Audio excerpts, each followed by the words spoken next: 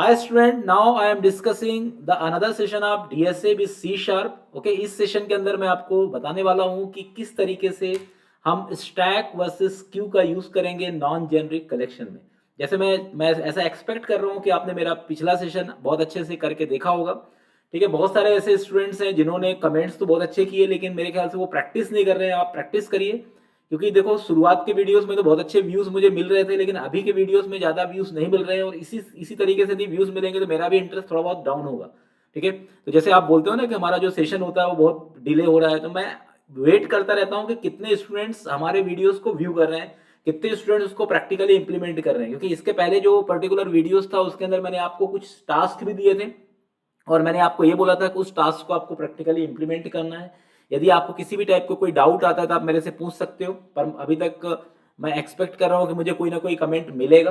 Okay, इसके अंदर अब जो ये जो सेशन है इसके अंदर मैं डिस्क्राइब करने वाला हूँ कि जैसे मैंने पहले आपको बताया था कि सी शार्प के अंदर जो डीएसए है या डेटा स्ट्रक्चर है वो पूरी तरह से आजकल कलेक्शन बेस्ड है, और जितने भी सी शार्प या डॉट नेट डेवलपर्स हैं ये पूरी तरह से कलेक्शन के ऑब्जेक्ट्स का ही यूज करते हैं डीएसए इंप्लीमेंटेशन में।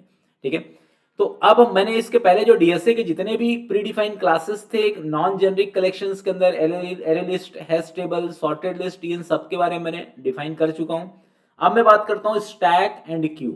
जनरली स्टैक एंड क्यू एक ऐसा डेटा स्ट्रक्चर है जो आप नॉन जेनरिक में भी पढ़ोगे और जेनरिक में भी पढ़ोगे, पर हमारा अभी जो सीरीज है वो नॉन जेनरिक का है, इसलिए मैं आपको नॉन जेनरिक के अंदर बताता हूं कि स्टैक का मेनली इंप्लीमेंटेशन कहां पर होता है कि जहां पर आपको लास्ट इन फर्स्ट आउट, मतलब जो लास्ट में जो आइटम आपका इंसर्ट होगा उसको यदि आपको सबसे पहले डिस्प्ले करवाना है तो वहां पर आप स्टैक का यूज कर सकते हो। स्टैक जो है ना वो लिफो स्टाइल को फॉलो करता है, last in first out style को फॉलो करता है।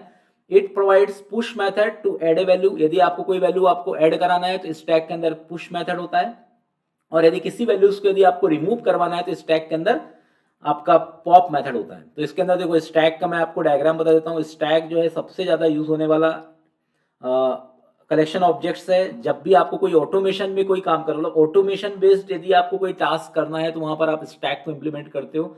जैसे मैं यहाँ पर आइटम 1 पुश कर रहा हूँ तो सबसे पहले ये आइटम यहाँ पर जाएगा, फिर नेक्स्ट आइटम आइटम 2 ऐसे यहाँ पर आएगा, फिर आइटम 3 आपका यहाँ पर आएगा, फिर आइटम 4 सबसे लास्ट में आएगा। अब जैसे मैं यहाँ पे पॉप करूंगा तो सबसे फर्स्ट आइटम आपका आइटम 4, ठीक है, इसके बाद फिर आइटम 3, फिर इसके बाद आइटम 2, फिर इसके बाद आइटम 1। मतलब आप इसको स्टैक को ऐसा समझ सकते हो कि आपके पास एक बॉक्स है जिसके अंदर इसका एक ही पर्टिकुलर पार्ट या एक ही सिरा जो है वो क्या है, ओपन है, बाकी क्या है, इनक्लोज है। जैसे आपके जितने भी बकेट्स होते हैं वो सभी स्टैक को फॉलो करते हैं।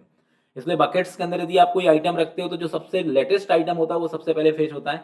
आप एक क्लासरूम भी समझ सकते हो कि मान लो आपके पास एक क्लासरूम है, उस क्लासरूम का एक ही डोर है एंट्री और एग्जिट का। ठीक है, और इस तरीके से इसमें क्या लगा हुआ है, आपका अलग अलग टाइप के बेंचेस लगे हुए हैं। तो जो लास्ट रो के जो स्टूडेंट्स होंगे वो सबसे पहले एग्जिट करेंगे, लेकिन उनकी एंट्री सबसे लास्ट में होगी। तो लास्ट इन फर्स्ट आउट ये सीक्वेंस को फॉलो करता है। इसको हम प्रैक्टिकली कैसे मैनेज कर सकते हैं, तो इसका यूज कहाँ पर होता है, जैसे आप रिसाइकल बिन के अंदर इसका यूज होता है कि जैसे जो सबसे लेटेस्ट डेटा है वो सबसे पहले डिलीट होगा। तो बहुत सारे जगह जहां पर आपको ऑटोमेटिकली इस तरीके का प्रोसेस करना है कि जो सबसे लेटेस्ट है उसकी एंट्री आपको, उसकी एग्जिट आपको सबसे पहले करानी है, और जो सबसे ओल्डर है उसको सबसे लास्ट में रखना है। तो यदि आपको इस प्रिंसिपल को फॉलो करना है तो आप स्टैक का यूज कर सकते हो। ओके, तो मैं आपको इसका एक प्रैक्टिकल इंप्लीमेंटेशन करके बताता हूँ। नॉन जेनरिक में, नॉन जेनरिक और जेनरिक में ज़्यादा डिफरेंस नहीं है। नॉन जेनरिक के अंदर डेटा टाइप का कोई रिस्ट्रिक्शन नहीं होता, जेनरिक के अंदर डेटा टाइप का रिस्ट्रिक्शन होता है। बस आप इसको इस तरीके से समझ सकते हो। Okay, now I will implement example DSA project करके। मैंने जो प्रोजेक्ट है इसको मैंने ओपन करा, और यहाँ पर मैं स्टैक का एक एग्जाम्पल डिस्क्राइब करता हूँ आपको। ठीक है, तो stack is a predefined class in collection. मैंने आपको बताया था कि कलेक्शन में प्रीडिफाइंड क्लासेस होते हैं, मेथड्स होते हैं, और इनके इंटरनली क्या होता है, प्रोग्रामिंग होता है। इसलिए सी प्लस प्लस और सी शार्प के डेटा स्ट्रक्चर में आपको बहुत ही इजीनेस मिलेगा। सी शार्प के डेटा स्ट्रक्चर आप बहुत आसानी से मैनेज कर सकते हो। ओके, तो यहाँ पे सबसे पहले मैं बताता हूँ आपको स्टैक कैसे आपको बनाना है। इसके लिए पहले आपको यूजिंग सिस्टम डॉट कलेक्शन नाम का नेम स्पेस यूज करना पड़ेगा। इसको मत भूलिए, यदि आपने using system dot collection use नहीं करा तो आपका कलेक्शन चलेगा ही नहीं। ठीक है, अब जैसे बहुत सारे स्टूडेंट्स की ऐसी कंप्लेन रहती है कि हमारा कलेक्शन का जो क्लास है उसमें एरर आ रहा है क्योंकि आपने उसके नेम स्पेस का यूज नहीं किया। ये मैंने स्टैक का ऑब्जेक्ट बनाया। अब इसके अंदर मैंने पुश मेथड का यूज़ किया। पुश से एलिमेंट क्या हो जाएगा, इंसर्ट हो जाएगा। जैसे मैंने यहाँ पे पुश कर दिया पर्सन 1, ठीक है, फर्स्ट पर्सन यहाँ पे पुश हो गया कंटेनर के अंदर, ठीक है। जैसे मान लो पर्सन 2, तो आप यहाँ पे देख सकते हो कि फर्स्ट पर्सन है पुश। तो मैंने 5 पर्सन्स को एक कंटेनर्स के अंदर एंटर कराया है, पर्सन 3, पर्सन 4 और पर्सन 5। सबसे लास्ट में कौन सा पर्सन गया, पर्सन 5 गया, ओके। अब इसको मुझे पुश कराना है, तो यहाँ पर मेरे व्हाइल लूप सबसे बेस्ट है, obj.size या obj.count नॉट इक्वल्स टू 0, मतलब जब तक इसका काउंट 0 के बराबर नहीं होता है तब तक मैं कंसोल डॉट राइट लाइन और यहाँ पे क्या करता जाऊँगा, we will simply pop. Pop मतलब होता है रिमूव करना, ओके। तो यहाँ पर आइटम्स क्या होता जाएगा, आपका रिमूव होता जाएगा। आप यहाँ पे देख सकते हो। इस एग्जाम्पल को हम चलाते हैं पहले, तो इसमें आपको समझ में आएगा कि सबसे पहले पर्सन 5, फिर पर्सन 4, फिर पर्सन 3, फिर पर्सन 2, फिर पर्सन 1, इस तरीके से मिलेगा, ठीक है। Because last in first out sequence में काम करता है, okay. The program is executing. यहाँ पे देख सकते हो कि person 5, person 4, person 3, person 2, person 1, इस तरीके से हम इसके अंदर इम्प्लीमेंटेशन कर सकते हैं, ओके। तो यहाँ पे काउंट का मतलब ये है कि जब तक आपका साइज 0 के बराबर नहीं होगा तब तक ये लूप चलता जाता है, क्योंकि व्हाइल लूप के अंदर क्या है, जब तक ट्रू रहेगा तब तक वैल्यू चलेगी। जैसे ही काउंट की ओबीजे मतलब ओबीजे ऑब्जेक्ट की वैल्यू 0 हुई तो ये कंडीशन ट्रू हुआ, उसके बाद मतलब कंडीशन फॉल्स हुआ तो ऑटोमेटिकली हम लूप से बाहर चले जाएंगे। अब इसके अंदर एक मेथड और होता है, ठीक है, console dot right line obj dot peak. तो पीक मतलब होता है जो सबसे टॉप एलिमेंट्स होता है ठीक है। सबसे टॉप एलिमेंट इसमें क्या है, पर्सन 5। तो ये जो पीक एलिमेंट्स है ना, ये टॉप एलिमेंट्स के लिए होता है और हर बार आपका टॉप एलिमेंट्स क्या होता जाएगा, चेंज भी होता जाएगा। जैसे मैं यहाँ पर यदि टॉप एलिमेंट्स की बात करूँ तो यहाँ पर टॉप एलिमेंट्स क्या आएगा, पर्सन 5 आएगा, ठीक है। इसके बाद जैसे मैं मान लो एक एलिमेंट्स मैंने हटाया, देखो इसलिए आपको 2 बार पर्सन 5, ये पर्सन 5 क्या है, ये this is a top elements. तो आप इस तरीके से स्टैक को समझ सकते हो।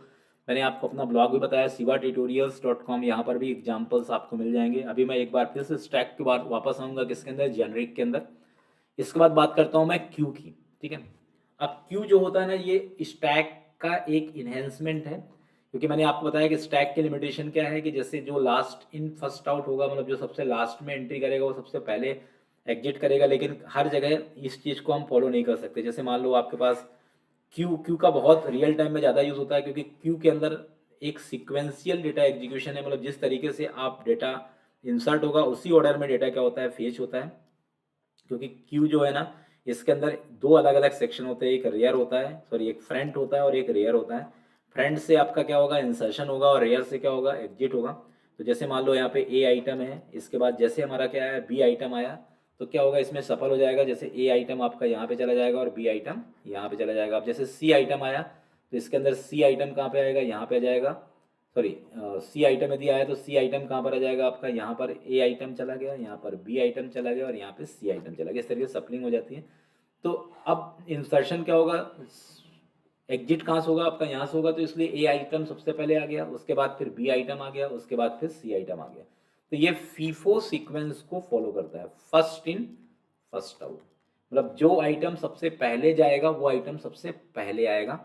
तो नॉर्मल जो प्रोसेस होता है वो यही रहता है। जैसे आप कोई सा भी लाइन, यदि आप कोई भी बिल फिल करने, आज हालांकि आजकल तो ऑनलाइन का ज़माना है, लेकिन पहले आप बिल या इलेक्ट्रिसिटी का बिल यदि आप फिल करने जाते थे तो आपको जो आपने यदि पहले खड़े हो तो आपको पहले बिल आपको मिले, मतलब आपको जमा करना होगा, फिर इसके बाद जो आपका आपके बाद आया वो बाद में जमा करेगा। ऐसे रेलवे रिजर्वेशन के अंदर भी होता है, बहुत सारी जगह आपका किस सीक्वेंस को हम फॉलो करते हैं, फीफो कंसेप्ट को फॉलो करते हैं। तो यदि आपको फीफो कंसेप्ट में कोई भी कंटेनर्स बनाना है जो फीफो कंसेप्ट को फॉलो करे, तो उसके लिए आपको सी शार्प के अंदर कलेक्शन के अंदर क्यू क्लास का यूज करना पड़ेगा, ठीक है। क्यू एक ऐसा क्लास होता है जो दोनों के अंदर होता है, मतलब जेनरिक में भी होता है, जेनरिक मतलब टाइप सेफ्टी के अंदर, मतलब स्पेसिफिक टाइप के लिए भी होता है और कॉमन टाइप के लिए भी होता है, नॉन जेनरिक मतलब कॉमन टाइप, ठीक है। और इसके अंदर मेथड्स आपको ध्यान रखना है, इसके अंदर इनक्यू मेथड और डीक्यू मेथड होता है। इनक्यू मतलब होता है इंसर्शन के लिए और डीक्यू मेथड होता है डिलीशन के लिए।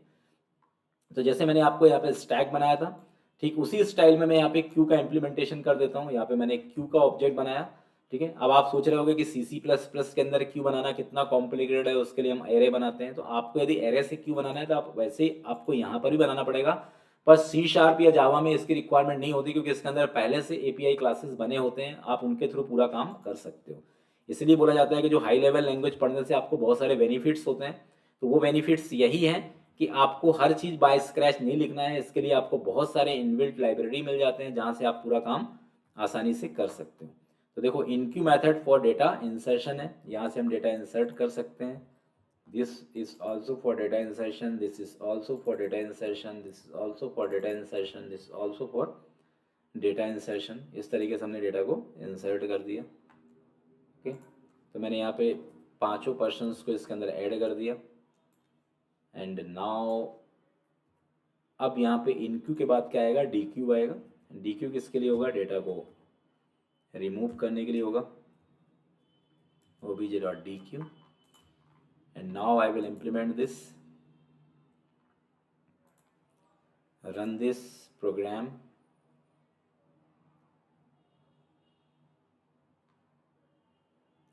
ओके, तो person1, person2, person3, person4, person5, मतलब जिस ऑर्डर में हम एलिमेंट्स को इंसर्ट कर रहे हैं उसी ऑर्डर में हमें एलिमेंट्स क्या हो रहा है, फेच हो रहा है, उसी ऑर्डर में एलिमेंट्स क्या हो रहा है, डिस्प्ले हो रहा है। तो ये फीचर्स किसका होता है, क्यू का होता है। तो मैंने आपको बताया कि आपको यदि रियल टाइम सिनेरियो के अंदर किसी भी टाइप का एक कंटेनर चाहिए, जैसे रियलिस्टिक अप्रोच पे काम करें, मतलब जिस तरीके से आपका डेटा आया उसी तरीके से एग्जिट हो, तो वहाँ पर आप क्यू का यूज़ कर सकते हो। और आप चाहते हो कि आपको last in first out principle को फॉलो करना है, लीफो कंसेप्ट को फॉलो करना है, तो वहाँ पर आप स्टैक का यूज़ कर सकते हो। तो C# या जावा ने इतने अलग अलग टाइप के कलेक्शन के अंदर के ऑब्जेक्ट्स क्यों दिए हैं, इसलिए दिए हैं क्योंकि अलग अलग टाइप की रिक्वायरमेंट होती है। जहाँ पर आपको जैसा रिक्वायरमेंट फिट होता है उसके अकॉर्डिंग आप इसका यूज़ कर सकते हो। इसमें बहुत ज़्यादा आपको दिमाग लगाने की जरूरत नहीं है। अब मैं बात करता हूँ जेनरिक कलेक्शंस की, कि जेनरिक कलेक्शंस में सबसे फर्स्ट जो आपका collection that is called list, ये सबसे ज़्यादा यूज होने वाला कलेक्शन है, क्योंकि इसके अंदर लिस्ट एक ऐसा पर्टिकुलर कलेक्शन ऑब्जेक्ट होता है जिसके अंदर हम किसी भी स्पेसिफिक टाइप का डेटा मैनेज कर सकते हैं। और ये लगभग लगभग इक्विवेलेंट एरे लिस्ट का ही होता है। पर एरे लिस्ट और लिस्ट में बस एक माइनर डिफरेंस यही होता है कि एरे लिस्ट में हम किसी भी टाइप का डेटा इंसर्ट कर सकते हैं, लेकिन लिस्ट के अंदर हमें जेनरिक है, मतलब उसको आपको स्पेसिफिक टाइप का डेटा ही मैनेज करना पड़ेगा। जेनरिक के लिए आपको जेनरिक सिंबल का यूज़ करना पड़ता है। जैसे मैं आपको एक एग्जांपल से बताता हूँ कि जैसे मुझे लिस्ट मैनेज करना है तो मैं यहाँ पे लिख दूंगा लिस्ट।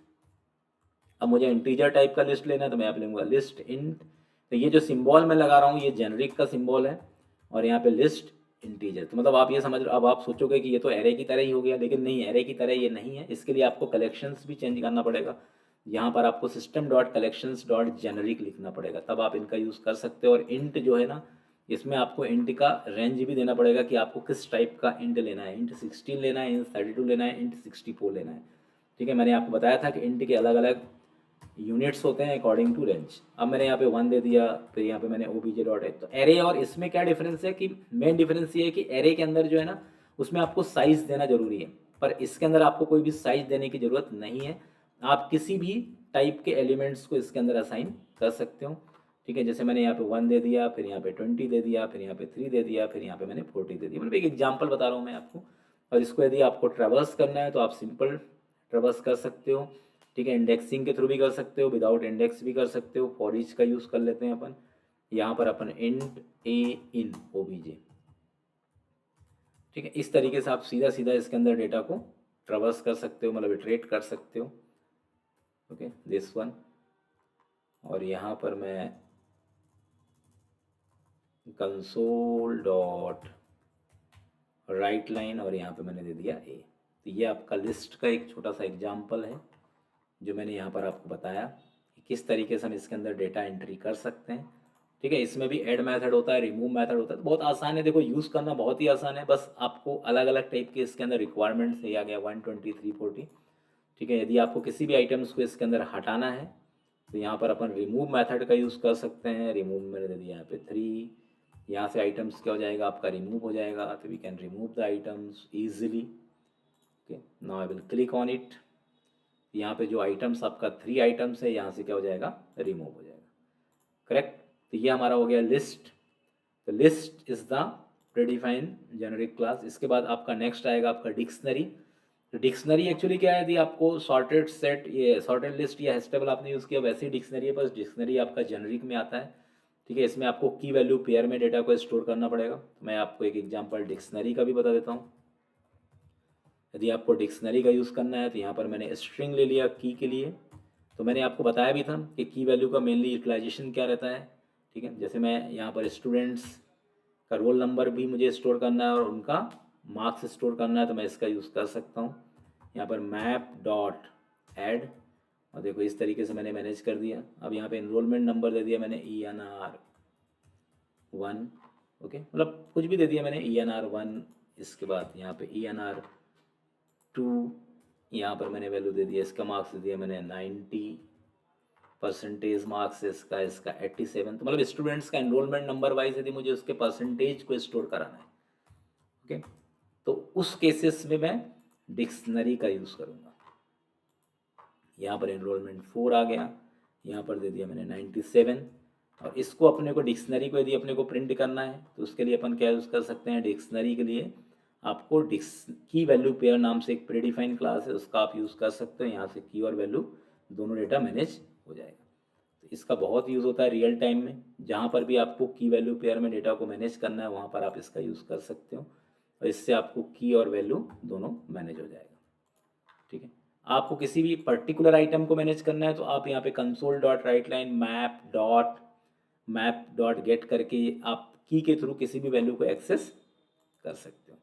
ठीक है, तो मैप के अंदर आप स्क्वायर ब्रैकेट में भी की लिख करके मैनेज कर सकते हो। यहाँ पे देख सकते हो एनरोलमेंट 1 2 3 4 इस तरीके से डेटा मैनिपुलेट हो रहा है किसके अंदर, डिक्शनरी के अंदर। ठीक है, इसके बाद नेक्स्ट आपका जेनरिक कलेक्शन है, that is called hash set. ठीक है, हैश सेट जो है ये भी आपका एक तरह से देखा जाए तो जैसे सेट के अंदर यूनिक एलिमेंट्स कंटेन करने का बिहेवियर है, वैसे यहाँ पर भी है। ठीक है, हैश सेट के अंदर आप यूनिक एलिमेंट्स कंटेन कर सकते हो स्पेसिफाइड टाइप का। तो हैश सेट एक्चुअली क्या होता है, हमेशा यूनिक एलिमेंट्स के लिए ही यूज़ किया जाता है। ठीक है, तो यहाँ पर आप देख सकते हो जैसे मैंने स्ट्रिंग टाइप का एक सेट बनाया है, इसके अंदर मैंने डुप्लीकेट एलिमेंट्स भी इंसर्ट किए, पर ये क्या करेगा, डुप्लीकेट एलिमेंट्स को अलाउ ही नहीं करेगा, डुप्लीकेट एलिमेंट्स को एंट्री ही नहीं देगा। इसलिए आप इसमें कितने बार भी मैं प्रिंट करूँगा, अभी तो मैंने यहाँ पे 2 बार ही इंसर्ट किया, मैं यदि 100 बार भी इंसर्ट करूँगा तो उसको 1 बार ही कंसिडर करेगा। इसमें भी रिमूव मेथड होता है। तो इस तरीके से आप जेनरिक सेट के अंदर अपन हैश सेट का यूज़ कर सकते हो। हैश सेट जो होता है ना वो सेट टाइप का है। इसके बाद आप स्टैक और क्यू जो मैंने बताया था इनको भी अपन जेनरिक वे में यूज़ कर सकते हैं। जेनरिक में बस इतना ही डिफरेंस रहेगा कि इसमें स्पेसिफाइड टाइप का डेटा यूज़ कर सकते हैं। ठीक है, और मेथड आपका सेम है, पुश एंड पॉप मेथड है, सेम आपका क्यू के अंदर भी है, इन क्यू मेथड और डी क्यू मेथड है। तो आप इस तरीके से इसकी पूरी प्रैक्टिस करके आप देख सकते हो कि किस तरीके से कलेक्शन का यूज़ किया जाता है और कलेक्शंस को हम कैसे इम्प्लीमेंट करते हैं सी शार्प के अंदर। ठीक है, तो यहाँ पर मैंने DSA इन सी शार्प का पूरा डिटेल्ड डिस्क्रिप्शन भी दिया हुआ है कि किस तरीके से हम कलेक्शंस को इम्प्लीमेंट करेंगे। तो मोस्ट ऑफ द केसेस में देखो ज़्यादातर आजकल जेनरिक कलेक्शंस ज़्यादा यूज़ होते हैं, नॉन जेनरिक कलेक्शंस थोड़े से कम यूज़ होते हैं, क्योंकि हमारे पास टाइप जो है ना, टाइप का जो पर्टिकुलर सेफ्टी है वो बहुत ज़्यादा मैटर करता है। टाइप सेव करना बहुत ही इंपॉर्टेंट होता है।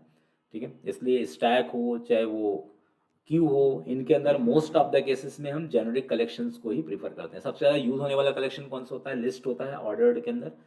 की वैल्यू पेयर में डिक्शनरी का यूज़ करते हैं, और यदि अपन अनऑर्डर्ड की बात करें तो अपन हैश सेट का यूज़ करते हैं। यदि हम ऑटोमेटिकली यदि अपन लीफो पैटर्न में यदि अपने डेटा को मैनेज करना है तो वहाँ पर अपन स्टैक का यूज़ करते हैं, और फीफो पैटर्न में यदि आपको मैनेज करना है तो वहाँ पे हम क्यू का यूज़ करते हैं।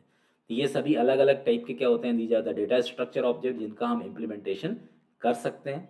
ठीक है, तो जैसे मैंने यहाँ पे फीचर्स भी बताया हुआ है कि एरे क्या है आपका, फिक्स साइज का है, कलेक्शन डायनेमिक है, एरे कंटीजियस होता है, कलेक्शंस डायनेमिक होता है। ठीक है, एरे के अंदर आपको मैनुअल रिसाइजिंग करना पड़ता है, easy to use built in method, fast for fix size data set, slightly slower due to resizing but more flexible.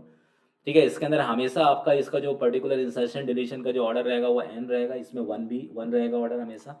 ठीक है, रैंडम एक्सेस के लिए क्या होता है, ये फास्ट रहता है। मैं रैंडम एक्सेस के लिए इसका ये दोनों रैंडम एक्सेस के लिए दोनों बेटर होते हैं, आप किसी का भी यूज़ कर सकते हो। तो आपके पास यदि फिक्स्ड सेट है तो वहाँ पर आप एरे को प्रीफर करिए, और यदि आपका डायनेमिक सेट है तो वहाँ पर आपको कलेक्शन को मैनेज करना है। ठीक है, इसके बाद मैं आपको बताऊंगा कॉन्करेंट कलेक्शन, ये भी सी शार्प में बहुत यूज होता है।